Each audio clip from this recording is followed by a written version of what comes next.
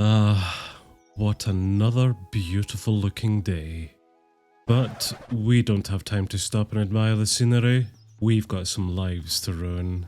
We've managed to unlock ourselves the copper anvil, which should give us access to a whole host of new items for these idiots. So we'll get one of them placed down, and once we get an idiot to pick up the job as our blacksmith, then we'll start getting some copper tools made. Thank you very much. We do have a few new science options available to us, which all do cost some copper tools to unlock, but the one that we're interested in mainly is the stonemason, which will require a few more copper tools alongside some linen. The copper tools will eventually be made here for us. It is the linen which I think we might need to make, which the tailor should make for us, but they're going to need some flax for it. I think we do have a flax field placed down somewhere. Yep, right here.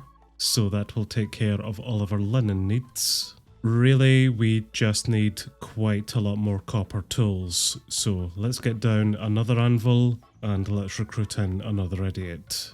Meals are starting to look a bit tight, but we do have a chef, I think, who should be making us some meals here. Maybe they need some meat. They can make us wheat porridge alongside cooked meat, but we don't have any pots of water or raw meat. I think we can use a water pump to get us out some water here. There's yet another job for an idiot, which we cannot afford at the moment because we don't have any meals. It is becoming night time, so these chaps will head to bed, and we've got a zombie horde to take care of, which I'm not really all that worried about. We have a few guards set up at one entrance to the colony, and they are certainly taking care of things. But our overall threat level has increased here to the point we're now starting to get some zombies with cardboard boxes on their head. And they are a bit tougher than the regular zombie, but still not tough enough. Plus, they will need to make their way through this really elaborate maze that I've made here, which now that I think about it, I've not done a very good job with. The guards will deal with them. The colony has created enough copper tools for us to unlock archery, which hopefully will give us a better defense against these nasty mobs. In order to make some arrows, we will require a Fletcher's bench, but this will require us making some leather first, which I still don't know how to do, so let's sell a few copper ingots for some money, then we'll just simply buy in the leather.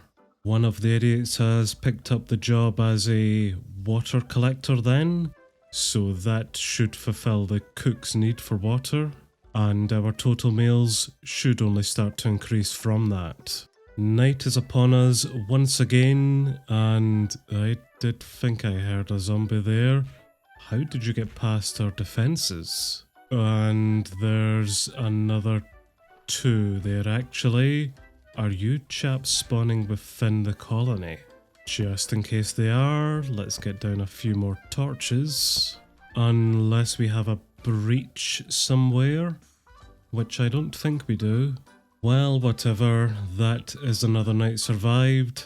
Right back to work, chaps. We have enough copper tools to unlock tool distribution, just to make it easier on our idiots. And I think we have enough materials to also go for writer, which will unlock something for us. That actually has unlocked quite a lot more here then for us, and given our idiots some more things to construct. A few in-game days later, and that's us unlocked a lot more buildings for the colony. We have the stonemason's workbench now, which I will find a more permanent home for later. For now though, we'll just place it here. And this will allow us to unlock a lot more stone related blocks, which will be nice. And eventually we will even be able to start making our buildings out of more sturdy stone rather than flimsy wood. Speaking of better decorated homes, we can now unlock tiled roofs if we get in some cobblestone and earthenware. The cobblestone is a block which we make from the stonemason, so let's put that onto highest priority. And the earthenware, I think that is a pottery building. Yes, indeed it is.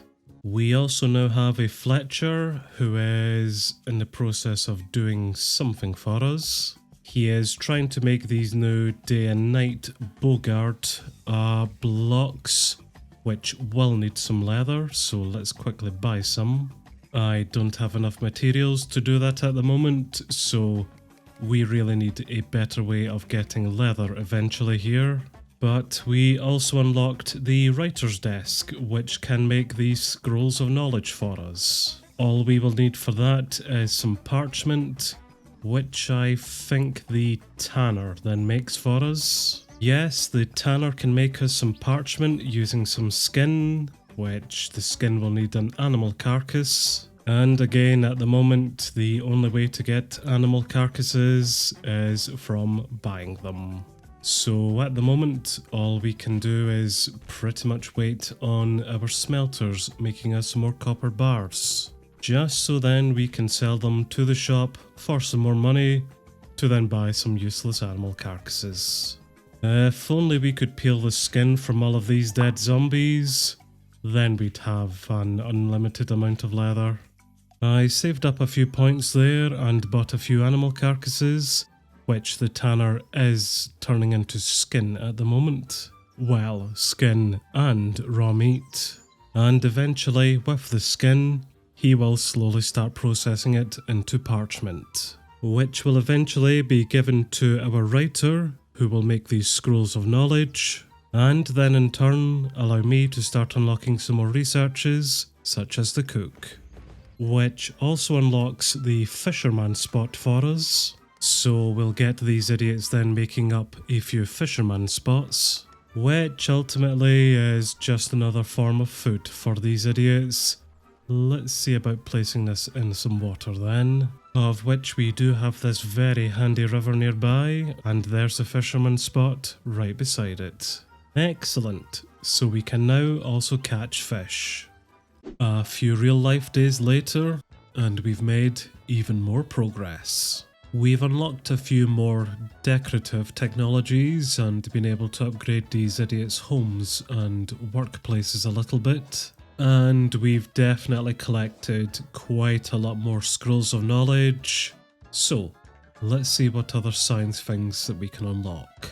We will go for Sacred Failsafe, just to use as an emergency tool if things get a bit out of hand. As well as Scribe, which will unlock some more important technologies for us, including these Tablets of Wisdom. And by unlocking that, we have then unlocked even more things for us to get to, including Bronze Age, which will require some Tablets of Ancient Wisdom, more colony points, and some mud bricks. But this is going to increase our monster threat by quite some margin. So just before we do that, I think we will unlock the Engineer, which will require some gold ingots and some more colony points. Basically, that is going to be another form of defense for the colony.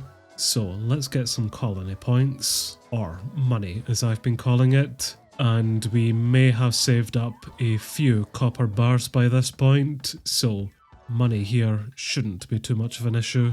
In fact, if we unlock the copper lockbox, which I am going to do, that will allow us to expand out our colony point capacity at the cost of increasing our overall threat level. Let's go get some copper blocks then, which these chaps are already in the process of making for us. Excellent. And we will place them down just here, and each one of them is expanding out our points by another 50, as well as increased our overall threat level to 81.